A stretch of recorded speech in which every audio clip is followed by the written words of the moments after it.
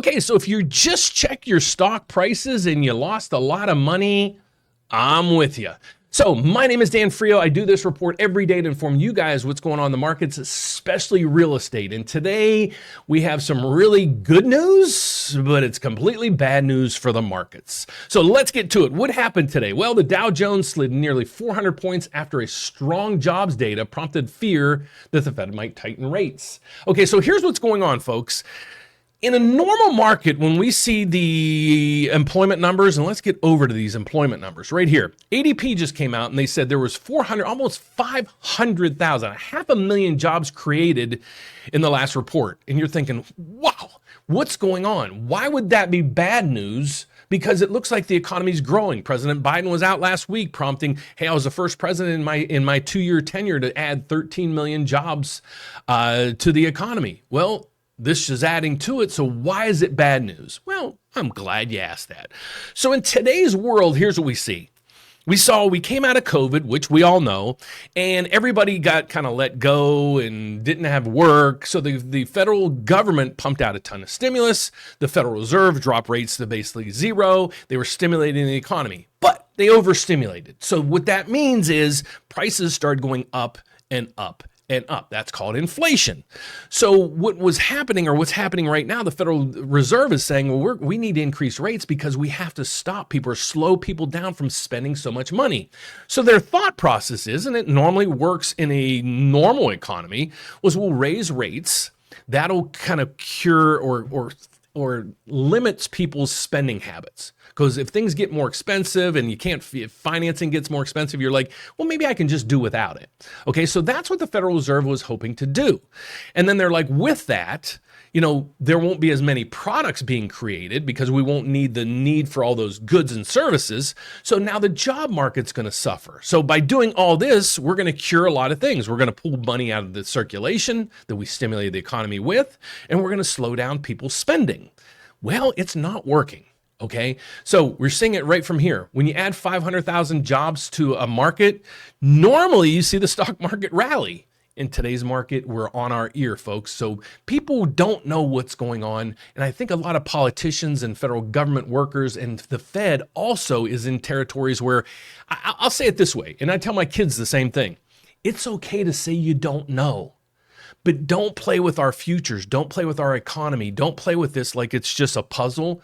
Make sure you meticulously think through this before you try to crush the economy. That's the only advice I give to the Fed.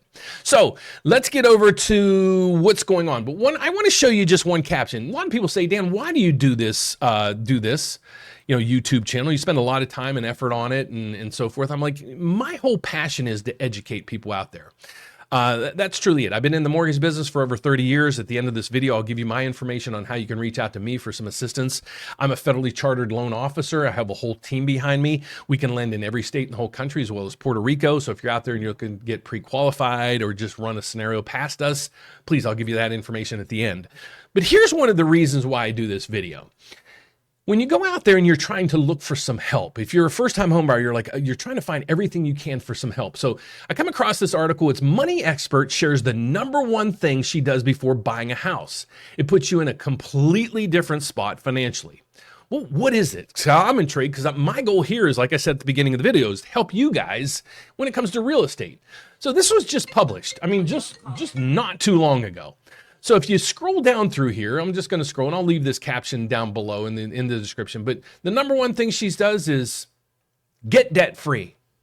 Is that genius? It's completely genius. Just get debt free. Hold on, there's one more. She actually gave us 2 steps here. The next step is build a 3 to 6 month emergency fund. Okay, so all I need you guys to do out there, if you're looking to buy your first house, make sure you're debt free and you put a bunch of money aside. That's not going to work very easily. So my goal here is to explain programs to you, give you the analytics behind all the numbers. What does your market look like? We offer you services like we can help you get pre-approved, consulting services. We can help you find a realtor in your area. These are the things that we want to provide value on, not just something like this that says, well, pay off all your debt and then make sure you have some money in savings. Because I realize it's even hard to do that, especially now with student loan debt popping its ugly head back in there. So let's get over to the economic news that we have for today to see why and how much more of a bloodbath are we going to see today. So we go down through here. The ADP payroll numbers, as we said, they expected the number to come in. Well, the last reading was 267,000 new jobs were added. The expectations were for 228,000, for it to come down just a little bit. Did it follow suit? No, it actually doubled. It doubled from where they expected. So don't know who their analysts are, but maybe they should get some new analysts, because it's hard to, it's like the weatherman coming in saying, okay, it's going to be sunny today. And how bad this is off? It actually snows. Okay, so that's how bad off this thing is. But then we go down through there, initial jobless claims. They were right in line. They usually are about 230, 240. They're right in line.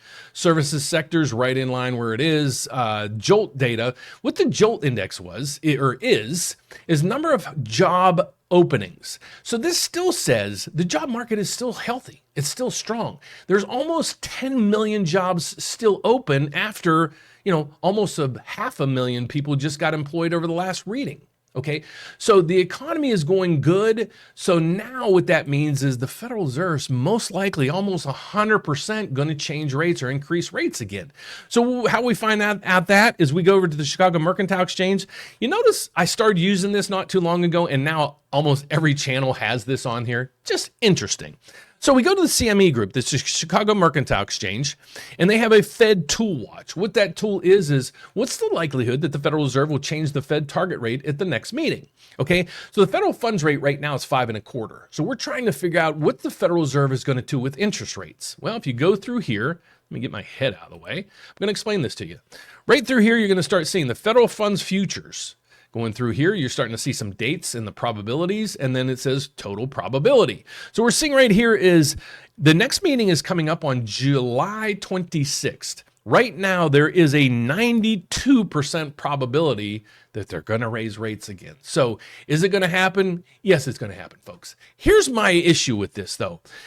At the last meeting, or they came out with the federal notes yesterday or the day before, and they said almost every person on the Federal Reserve was voting to increase rates, but they didn't.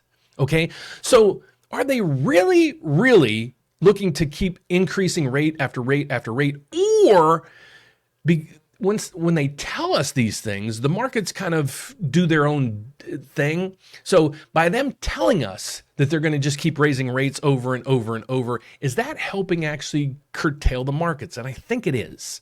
And that's why they keep doing it. The last Fed meeting was June. It was just about 2-3 weeks ago.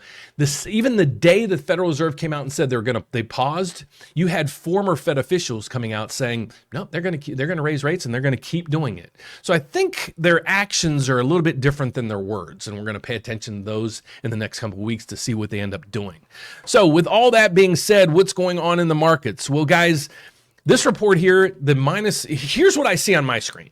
Right here, you're going to see an MBS, 30-year MBS. That is a 30-year mortgage-backed security. This is a bond that trades on Wall Street that tells me, what direction yields are going. Well, this tells me exactly what direction the price is going. So the price right now is down at 105 basis points.